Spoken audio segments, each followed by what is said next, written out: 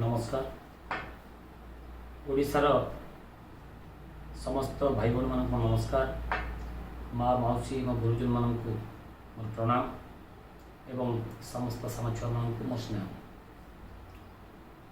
मु श्री उत्कल केशरी विश्व राज्य साधारण संपादक संगठन दायित्व अच्छी ओडिशा प्रगत दल। ओडिशा प्रगत दल आभिमुख्य एवं ओडिशा प्रगत दल आदर्श से विषय में किसी कह पूर्व सर्वप्रथमे मुझे एका अच्छी मास्क मुखली आप कथा हो। सर्वप्रथमे आम वर्तमान जो महामारी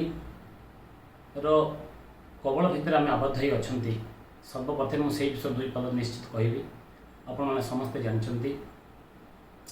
ये महामारी कबलू आम निजक सुरक्षित रखापी और ये महामारी को संपूर्ण रूपे विलोप करने आमको निश्चित भाव समाज को आमको किसी साहाय्य करा पड़ो। आम जो सर्वनिम्न आमर कर्तव्य यही महामारी को दूरीभूत करने जे सामाजिक दूरता रक्षा करवा, मास्क निश्चित पिंधिबा एवं बाहर जो आम घर को आसुँच निश्चित भाव आम हाथ आम जो देहर जो अंग प्रत्यंग आमर बाहर एयर सहित बाहर बाहर पानी पवन सहित जलवायु सहित जहाँ आटाचमेंट अच्छी निश्चित भाव संपूर्ण रूपे धोइबा, सानिटाइज करवा, संपूर्ण रूपे परिष्कार रहिबा एवं आम कोरोना को निश्चित भाव कोरोना को पृथ्वी पृष्ठर संपूर्ण भाव विलोप कर तापरे मुझे आसुची ओडिशा प्रगत दल मुझे कर्मी मु राज्य साधारण संपादक ओडिशा प्रगत दल संगठन दायित्व अच्छी। सर्वप्रथम कहवाक चाहूँगी ओडिशा प्रगत दल एमती एक राजनीतिक दल जे कि उत्कल गौरव श्रीयुक्त मधुसूदन दास नीति आदर्श एवं तांको स्वाभिमान को नहीं ओडिशा प्रगत दल सृष्टि एक राजनीतिक दल बोध सृष्टि हुए से लोक मान सेवा करने उत्सर्गीकृत भाव निजर अंतर्निहित सबू स्वार्थ को जलांजलि दे वास्तव में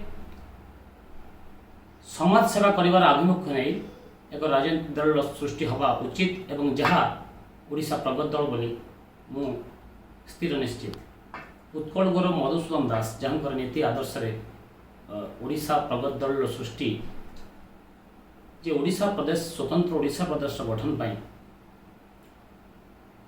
श्रीयुक्त मधुसूदन दास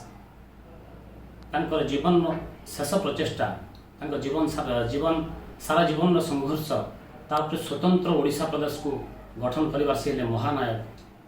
एवं ओडिया भाषा को एक स्वतंत्र भाषार मान्यता देवार सी हेले महानायक जो आम आज गर्व निजक जन ओडिया बोली कहीपरचु।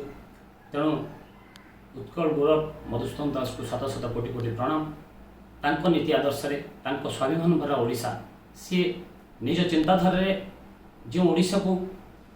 गठन करने को चाहिए और स्वतंत्र ओडिशा प्रदेश उत्कल प्रदेश गठन भी कले एवं तांकर चिंताधारा को वास्तव में रूपायन करने आमर ये ओडिशा को एक सुनार ओडिशा परिणत करने ओडिशा प्रगत दल सृष्टि ओडिशा प्रगत दल रे जो सभ्य माने जो सैनिक माने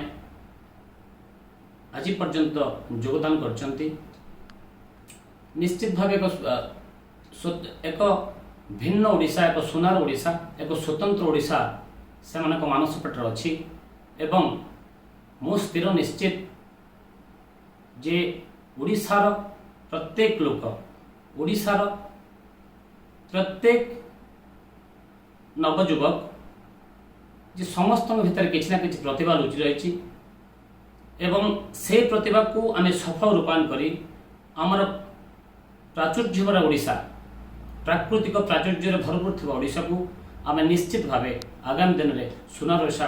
रे परिणत करिपारिबा। तेणु ओडिशा प्रगत दल को आपण मानकर आशीर्वाद आपण जारी रखंतु। आपण मैंने आम उपर विश्वास रखु विश्वास आमको विश्वास भाजन करंतु एवं आपनकर आशीर्वाद दियंतु स्नेह भल पाइबा दियंतु एवं जो माने ओडिशा प्रगत दल को किछि ओडिशा प्रगत दल को निजर किछि अंतर्निहित जा सामर्थ्य अच्छी जहाँ भितर किछि परिवार उत्साह अच्छी जुनून अच्छी तेणु से ओडिशा प्रगत दल निश्चित भाव सब समय स्वागत करुच्ची। आपण मैंने आम दलर वेबसाइट को जातु आपण मैंने आम व्हाट्सएप नंबर फॉलो करूँ आम फेसबुक अकाउंट देखूँ और आम दल सहित आप आशीर्वाद जारी रखु आम सहित जोग दिंतु आपण भीतर प्रत्येक प्रतिभा को प्रत्येक सामर्थ्य को आम मैंने निश्चित भाव सम्मान देवु। ओडिशा प्रगत दल आपण मैंने गठनमूलक जहाँ मन भितर मानसिकता भितर जहाँ चिंताधारा रखिंट से आपण मानक जो सांगठनिक दायित्व दबार जहाँ परंपरा अच्छी ताहा आपण मानक ओडिशा प्रगत दल निश्चित भाव दब आम मानक परवर्त समय आशीर्वाद रखु एवं शेष में ओडिशार समस्त भाई भाई मानक समस्त गुरुजन मानक मोर प्रणाम जनाऊँगी एवं समस्ते ये महामारी समय निजक सुस्थ रखु निजक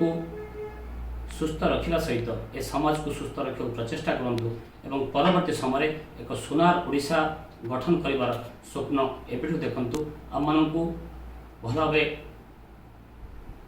परीक्षामूलक भाव आम मान आस्था भाजन करूँ एवं आपण मान स्वप्न को साकार करने आम मान जड़े जड़े छोटिया छोटिया सैन्य कर आगू छाड़ू आपण आशीर्वाद दिंतु परवर्ती समय आपणकर स्वप्न आमर स्वप्न सुनार ओडिशा ये स्वप्न निश्चित भाव पूर्ण हम ये मो स्थिर निश्चित। वंदे उत्कल जननी भारत माता की जय। नमस्कार।